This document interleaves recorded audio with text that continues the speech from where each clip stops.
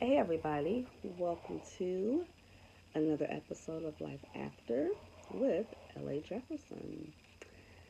So, today is kind of a somber day, um, leading to another somber day, which is tomorrow, the official anniversary of my husband Kevin's death. Um, Today is the anniversary of the fire, the home fire that we had in 2017, um, which wound up claiming my husband's life um, in a very, just unexpected way. Um, it's only the second year since he passed, and so much has happened in this time. Considering I've moved like three times in between 2000, the end of 2017 through 2018, and now to this year. So, with so much that has been going on in my life, it feels like just so much more time has actually passed um, than what has passed. So, when I think about the fact that it's only been 2 years, it's like, wow, I am still a novice, at this whole widow life. I have never had anyone that I've lost that was so close to me, that was such a major part of my life, that learning to live without them, having to create, these new normals, um, it's still surreal to me. I just sometimes just sit back when I, reflect on everything that has transpired, over these last 2 years. It's just, I still sometimes I'm like shaking my head, like I'm still literally in disbelief about this. But, gotta believe it. It happened. This is my life. Um, Last year, this time, I was actually off work on a medical disability because I had surgery to this particular hand. Yep, I had surgery. I was in a cast at this time. Well, no, actually, I wasn't because I got my cast off on December the 12th. So I had the cast off, but I was not back to work. So when this anniversary of the fire and Kevin's passing came around, um, I don't recall what I did. I do believe I was, with my family, but we didn't make a big deal. I don't think I really talked about it or anything. But I think this year in particular, because I am back in the house, where we had the fire, the last home that we lived in together as husband and wife, um, maybe it just made me really reflect on everything that happened. And I did something that was kind of unconventional, I think. I've never seen it before, but I've never really looked for it, to tell you the truth. Um, on my blog that I run, my naturallyla .wordpress.com, I kind of blogged about the events that occurred leading up to Kevin's passing. Because when I think about Kevin's passing, it is so much more than the day of December 18th, when the doctors pronounced him deceased. It was so early in the morning on December 18th. It's like, to me, I kind of am like in between December 17th and 18th of, Kevin passing. Sometimes I feel like, he died the day of that fire, and that fire was December 17th, but because of, um, I'm going to say the bureaucracy of, you know, medicine, or, hospital stuff and everything, transferring us from one hospital to another. It wound up leading up to the 18th when he actually, was pronounced deceased. So I've been going to work, these last 2 days, this past Monday and Tuesday. And, I was writing the blogs, and that did kind of take me in a certain space. And when I posted it, it's very interesting in this stage because you're still mourning a loss, but, you know, for me, I'm not like focused on it every minute of every day. Not even on, like this day that we had the fire. I'm not focused on it. I'm not, teary eyed and crying in the moment, when I wrote about it. Of course, that took me back. I posted pictures of he and I, together.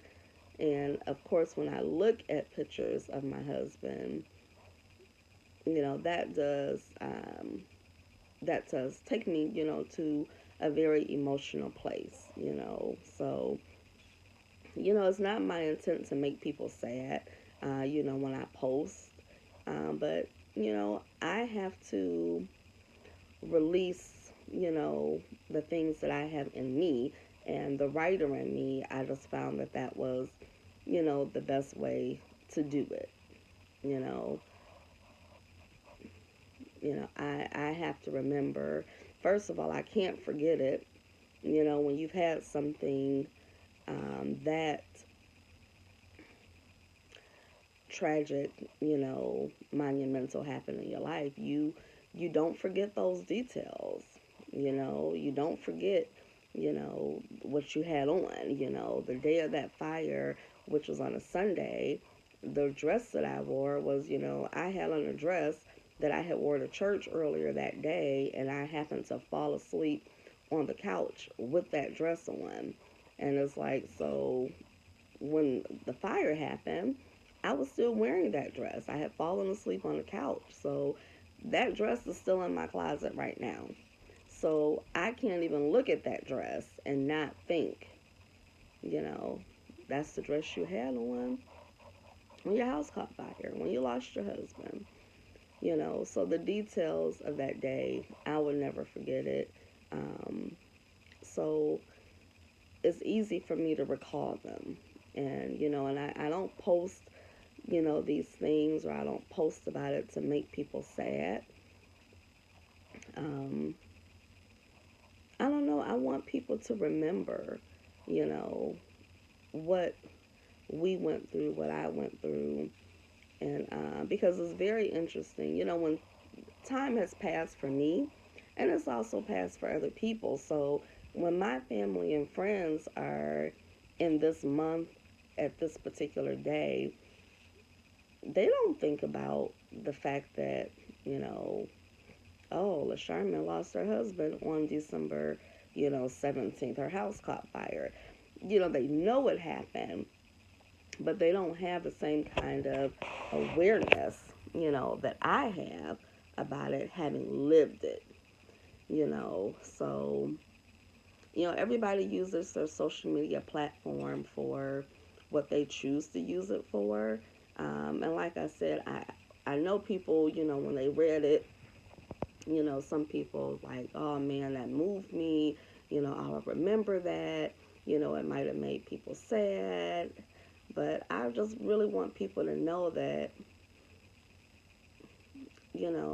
I'm not in any type of depressed mode, because I post about, what I experienced and what I remember about that time.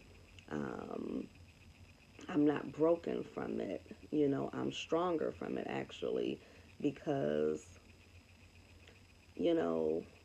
I loved and I lost love. And to have lost love really, taught me about the love that I actually had, for Kevin. Um, I always knew that I loved him. And unfortunately, because the fact that he was terminally ill over those last 2 years, I knew that I would likely be facing this time, living without him. And I think I'm living um, my life in the way that he would want me to, living it to the fullest. That's how he lived his life, unapologetically. I'm not doing everything right, but I'm finding my way and I'm trying to make the most of each day. So, tomorrow was the day. I don't really have enough vacation time to take tomorrow off. Um, I could take it off, but honestly, if I took it off, I don't know what good that would do. I would be sitting here, if I have too much time by myself, I might get too emotional. And I don't really want to be in that particular place.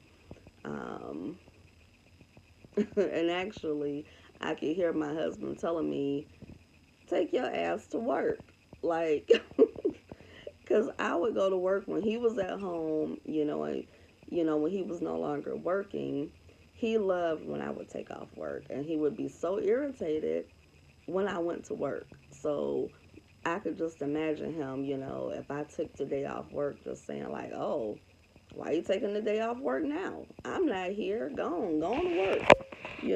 So I'm like, I think I'm going to go to work so I can be in the presence of my coworkers, my friends at work who care about me and know what I'm kind of, enduring this month.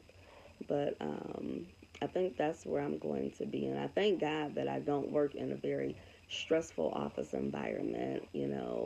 I'll probably have a much better day at work than I would at home. Because if I was at home, I would probably be picking up pictures of Kevin and looking at them and crying, or I'd probably be listening to music that would make me think about him. And I'm already going to think about him, but I think it's better for me to have fleeting thoughts of him throughout the day as opposed to uninterrupted thoughts. Um, so I'm in this group on Facebook. There's a group for everything on Facebook. And this group is for widows. So I posed the question, how do you spend the anniversary of your spouse's, passing? So I learned a term today that I've been looking at this group, but I had not seen this term before. And the term that they're using for the passing of their spouse is the Angelsversary. I thought that was pretty cool, because you think your anniversary is like your wedding anniversary. We want to honor that wedding anniversary date, but when it's the date of their actual passing, I think it's kind of cool to call it an Angelsversary because that is exactly what our husbands are for us now. They are angels. So I picked that up, and a lot of people, some people took the time off work. There were another couple of other people who said that too much alone time doesn't work for them. Um, some people spent the time, like with their children and loved ones, went to a special place that made them, where maybe their husband liked that particular place. So it's a million different ways to honor your loved one, honor your husband or your wife if you've lost a spouse. Um, I think that's what I'm going to do. I've honored him, with my writing, and I'm continuing to honor him because I'm writing, a whole nother story, about loving and losing Kevin. I haven't decided what direction I'm going to take it in, but over the years I had already been writing, about me and Kevin and our history. I mean, we had such a history. There are things that I want to talk about our process of blending our family, his two daughters, my son and daughter, Things that I had written about. I was Kevin's third wife. That is a story in and of itself. He was my, I don't even know what to call it. He was my second husband, but my third marriage. That's a story in and of itself. So I have so many things to pull from. Right now I'm just um, raw writing it. And it's gonna come together. I know it will. So we do what we do. We do what we need to do to get through these tough periods of our life. I am so thankful for my family and my friends who were there for me during that difficult time in my life, and those who continue to lift me up, in prayer. Though they may be, near or far, they're there for me, and I appreciate it. So that's what's going on. I just ask that on tomorrow, December 18th, 2019, to at some point in your day, if you knew Kevin, speak his name, you know. Thanks. Till next time.